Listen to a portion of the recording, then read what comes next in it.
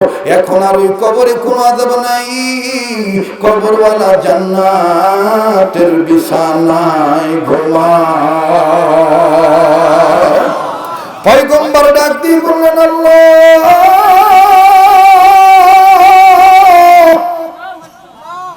ওগো রব্বে কাবা জাল জালালি ওয়াল ইকরাম, ও গফুর আর গফফার, ও হান্নান আর মান্নান, ও রহমান আর রহিম, ও মালিক আর খালিক। আল্লাহু আকবার।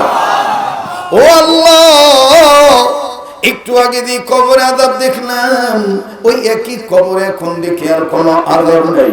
আল্লাহ গো, তোমার দরবার আমি জানবার চাই, কোন কাজের উসিলায় তোমার গোলামকে তুমি মাফ করে দিলা। আল্লাহ তুমি বলো না।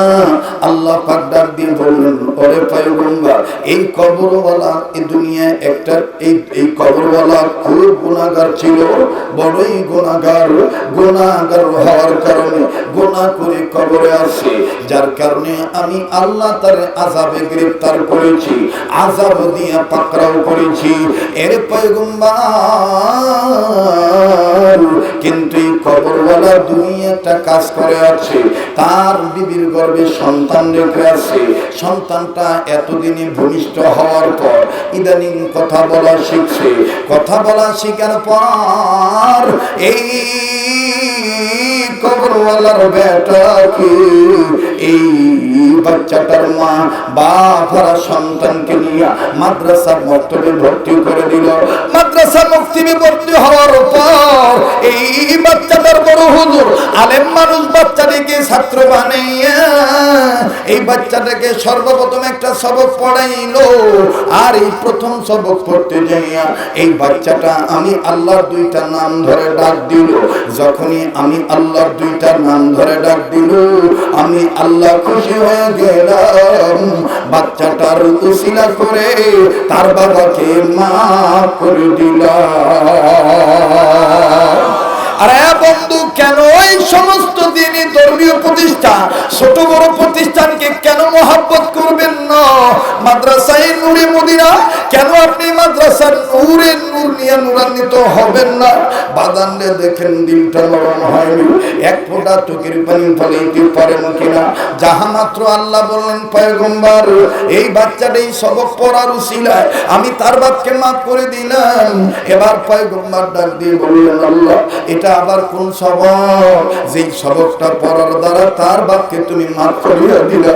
আল্লাহ তোমার দরবার আমি সবকটা জানবার চাই। এরে বগুড়া জেলার ভাইরা, ও চকপাড়া এলাকার বন্ধুরা, কোন দিকে কোন নজর নেই, আশ্চর্য হয়ে যাবেন। একটু মনোযোগী হয়ে যান। আর কয়েক মিনিটের মধ্যে কথা ফিনিশিং দিয়ে মুরব্বীদের নির্দেশে বিদায় নিচ্ছি। আমার বন্ধুগণ, আমার ভাইরা, পয়গম্বর ডাক দিয়ে বললেন, আল্লাহ এইটাই সবকটা আমার জানার দরকার। আল্লাহ সবকটা আমার জানার দরকার। মাদ্রাসায়ে নূরে মদিনাতে সবক পড়ানো হয়। আরে বন্ধু, এই সবকটা কোন সবক আমি আপনাদেরকে বলবো, কিন্তু পয়গম্বর কাঁদে, পয়গম্বর চোখের পানির দ্বারা পয়গম্বর নিজেরই দাড়ি ভিজে যাচ্ছে। আল্লাহ পাক ডাক দিয়ে বললেন, পয়গম্বর তোমার দিলের খবর আমি আল্লাহ জানি, তারপরও তোমার কাছ থেকে শুনি, বলো তো দেখি তুমি কাঁদো কেন? সবকটার কথা তো আমি বলবো, কিন্তু তুমি কাঁদো কেন? কাঁদার কারণ কি? পয়গম্বর ডাক দিয়ে বললেন, আল্লাহ আমার কান্নার কারণ হইল এই বাচ্চাটা কত বরকতি বাচ্চা, এই বাচ্চাটাকে উসিলা করে তার বাপকে তুমি মাফ করে দিয়েছো। আল্লাহ দুনিয়ার সব বেটা বেটি যদি এইরকম সবক পড়তো, তোমার নামের জিকির করতো, তাইলে সব সন্তানদের বাপ মার কবর আযাব মাফ হইয়া যাইত। কথা বলেন ঠিক কিনা?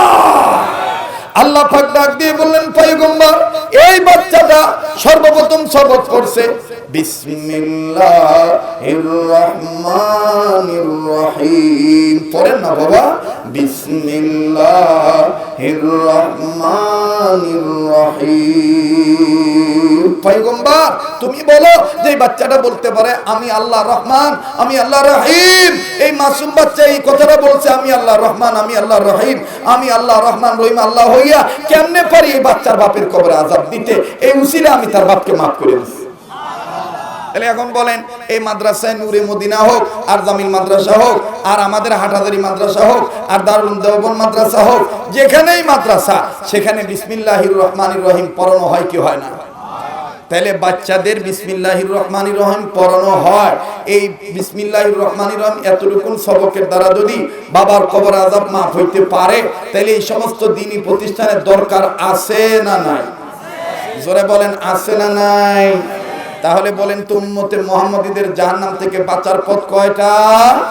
4টা। নাম্বার 1 আলেম হওয়া, নাম্বার 2 আলেমের ছাত্র হওয়া। বাহারহাল আমি সর্বশেষ আমার সার নির্দেশ বক্তব্য হলো, কওমি মাদ্রাসা শিক্ষা ব্যবস্থা সফলের পিছনে 3 গুণের মধ্যে অন্যতম গুণ হলো বৈশিষ্ট্য। আর এলেম আছে, আমল আছে, বৈশিষ্ট্য ঠিক আছে। সবচেয়ে বড় বৈশিষ্ট্য হলো যে কওমি মাদ্রাসায় কোরআন শরীফ বিশুদ্ধভাবে তেলাওয়াত শিক্ষা দেওয়া হয়, আবার শিক্ষা নেওয়াও হয়। কথা কোন ঠিক কিনা? তাইলে আমাদের এই সমস্ত মাদ্রাসার দরকার আছে না নাই? আল্লাহ পাক আমাদের সবাইকে নিজেদেরকে অপরকে জাহান্নামের আগুন থেকে বাঁচার এবং অপরকে বাঁচানোর তৌফিক দান করেন, মাদ্রাসামুখী হওয়ার তৌফিক দান করেন। ভাইজান, পরিশেষে এই আলেমের মাদ্রাসার মাহফিল থেকে যদিও এটা বিশ্বে ছড়িয়ে যাবে, একটা আমল দিয়ে আমি বিদায় নিচ্ছি। হযরত উলামায়ে কেরামদের পক্ষ থেকে আমরা সবাই চাই দুনিয়াতে যতদিন বাঁচব অভাব মুক্ত হয়ে বাঁচব। কথা কন? আমরা যতদিন বাঁচব মহামারী রোগ যেন আমাদেরকে ধরতে না পারে। আমরা যতদিন বাঁচব মরার সময় কালেমা পড়ে মরতে চাই। একটা সুন্নত যদি আপনি মেনে নেন, সেই সুন্নতটা কোন সুন্নত? অনেক সুন্নত আছে ভাইরে। রসুলের সুন্নত রাজনীতিতে খাটান, রসুলের সুন্নত শিক্ষানীতিতে খাটান, রসুলের সুন্নত অর্থনীতিতে খাটান। সোনার বাংলা মুখে মুখে খালি বুলি দেওয়া লাগবে না, এমনি সোনার বাংলা হয়ে যাবে। কথা বলেন ঠিক কিনা? মোহতারাম হাজিরিন, সেই সুন্নতটা কি? আবু দাউদ শরীফের হাদিস। আমরা সবাই 3টা ফজিলত চাই কি চাই না? মরার সময় কালেমা পড়ে মারা যায়, চাই কি চাই না? সেই সুন্নতটা কোন সুন্নত? সেই সুন্নত হলো খানা খাওয়ার আগে এবং পরে 2 হাত কবজি পর্যন্ত ধৌত করা। কয় হাত? জোরে বলেন কয় হাত? আবার কোন কয় হাত? 2 হাত। এই 2 হাত কবজি পর্যন্ত ধোয়া, এটা কি কঠিন কোনো কাজ? আল্লাহ পাক আমাদের সবাইকে একটা একটা করে সুন্নত মেনে সুন্নতওয়ালা উম্মত হওয়া এবং রাসূলের আদর্শ বাস্তবায়ন করার তৌফিক দান করেন। সুবহানা রাব্বিকা রাব্বিল ইজ্জাতি আম্মা ইয়াসিফুন ওয়া সালামু আলাল মুরসালিন ওয়ালহামদুলিল্লাহি রাব্বিল আলামিন। আর বন্ধুগণ, এটার উদ্দেশ্য কি? নিজে জাহান্নামের আগুন থেকে বাঁচবে এবং এলাকাবাসীকেও জাহান্নামের আগুন থেকে বাঁচাবে। আর জাহান্নামের আগুন থেকে ইমানদার হিসেবে নিজেদের বাঁচতে হবে, অপরকে বাঁচাইতে হবে। এই নির্দেশটা কার? একটু কথা বলেন কার? আবার বলেন কার? হযরত উলামায়ে কেরামগণ কিতাবের মধ্যে লেখেন, মুফাসসিরিনে কেরামগণ বলেন যে উম্মতে মুহাম্মাদীদের জাহান্নাম থেকে বাঁচার পথ হলো 4টা। কয়টা? আবার কোন কয়টা? আর একবার কোন কয়টা? 4টা। কি কি? নাম্বার 1 আলেম হওয়া। শুনতেছেন কি আপনারা? নাম্বার 1 আলেম হওয়া। ভাই, আমি আগের মতন ওই গান কৌতুক টৌতুক এগুলো বলতে পারি না। এখন বলে আমাদের এই ছোট ভাইরা, ওনারা মাঠ জমায়। আমি বয়স হয়ে গেছে, বয়স হয়ে যেতেছে, উড়া দুরা মার্কা, এখন আর আমি কথা বলতে পারি না। কারণ ওই যে এক সময় ছোটবেলায় শুনছিলাম যে কোনো এক দাদা বয়সের ভারে নুয়ে পড়ে একটু মাথা নিচু করে হাঁটতেছে। তো নাতি জিজ্ঞেস করতেছে, দাদা কি খুঁজিচ্ছেন? দাদা বলতেছে, দাদারে আমার যা হারাছে, যা খুঁজতেছি, তা কিছুদিন পর তুই বেঁচে দেখলে তোরও হারাবে, তুইও খুঁজবি। কথা কয় না? তোরও হারাবে, তুইও খুঁজবি। আমাদের হযরত হাকিমুল উম্মত আশরাফ আলী থানভী রাহমাতুল্লাহ আলাইহিকে প্রশ্ন করা হয়েছিল, হযরত ইখলাস আসিবে কিসে? শুনতেছেন কি আপনারা? এই বয়ান আপনার ভালো লাগবে যদি আপনার অন্তরাত্মা পরিশুদ্ধ হয়ে থাকে। একটু আটা আমলের চিন্তা করেন। আমাদের আজকে নাম হলো মুখলেস, ইখলাস নাই। নাম কি? কথা কয় না। নাম মুখলেস, ইখলাস নাই। এজন্য ব্যঙ্গ করে কয় কেবা মুক্কু। কি কয়? মুক্কু। ভালো নাম মুখলেস, মুখলেস বাদ দিয়ে কয় মুক্কু। এই জন্য ইখলাস নিয়ে কথাগুলি শুনতে হবে। থানভী রহমাতুল্লাহকে প্রশ্ন করে হযরত মুখলেস এই ইখলাস আসে কিসে? হযরত থানভী রহমাতুল্লাহ বলেন তিন কথা মানার দরুন ইখলাস আসে। কয় কথা?